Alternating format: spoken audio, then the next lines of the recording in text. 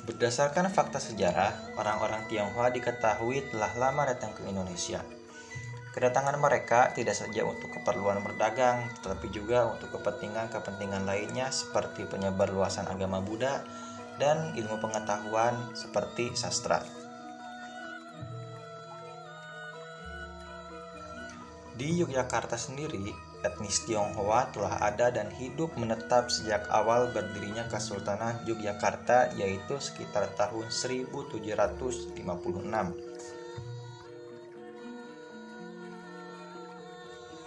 Orang Tionghoa di Yogyakarta merupakan minoritas. Jumlah orang Tionghoa pada masa akhir pemerintahan Hindia Belanda sekitar 10.000 orang dan tinggal berkelompok di pecinan kota Yogyakarta atau tersebar di sepanjang jalan-jalan utama sebagai pemilik toko eceran dan toko kelontong. Dibandingkan dengan jumlah penduduk Tionghoa di seluruh Pulau Jawa, jumlah orang Tionghoa di Yogyakarta tidak terlalu besar.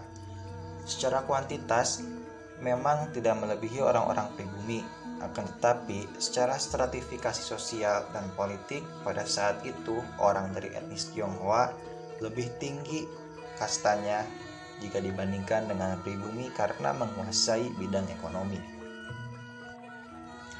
Kehidupan budaya orang Tionghoa di Yogyakarta sampai menjelang akhir abad 19 merupakan zaman Tionghoa peranakan, di mana telah terjadi akulturasi antara budaya Tionghoa dan budaya Jawa. Hal ini bisa kita sebut sebagai salah satu contoh multikulturalisme akomodasi. Hal ini dibuktikan dengan diadaptasinya beberapa adat dan kebiasaan dalam kehidupan keluarga Jawa. Contohnya kebiasaan berpantang pada waktu mengandung, wetonan, dan lain sebagainya. Selain itu, mulai cukup banyak orang Tionghoa yang menyukai kesenian Jawa, bahkan pandai dalam kesusastraan Jawa. Kecenderungan Tionghoa berkiblat ke budaya Jawa disebabkan karena menurut mereka kebudayaan Keraton Yogyakarta dianggap lebih halus jika dibandingkan dengan kebudayaan dari tempat asal mereka.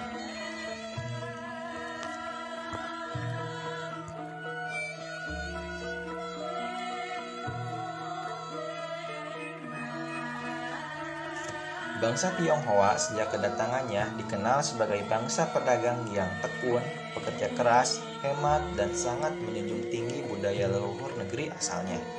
Kemampuan mereka dalam bersosialisasi dengan penduduk setempat membuat mereka diterima dengan baik oleh masyarakat. Maka tidak mengherankan apabila Kesultanan Yogyakarta merekrut mereka dalam lingkungan keraton, sehingga Sultan secara turun-temurun sangat melindungi keberadaan orang Tionghoa yang ada di Yogyakarta dari berbagai tekanan yang sifatnya internal maupun eksternal hingga detik ini. Apabila pecinan di kota-kota lain dibuat dengan sengaja memusatkan etnis Tionghoa pada satu wilayah tertentu oleh pemerintah kolonial Belanda pada saat itu, maka lain halnya dengan pecinan di Yogyakarta yang sejak masa Hamengkubuwono I telah hidup berdampingan dengan masyarakat pribumi dan hubungan tersebut terjalin selama berabad-abad sehingga menjadi simbiosis mutualisme sampai sekarang.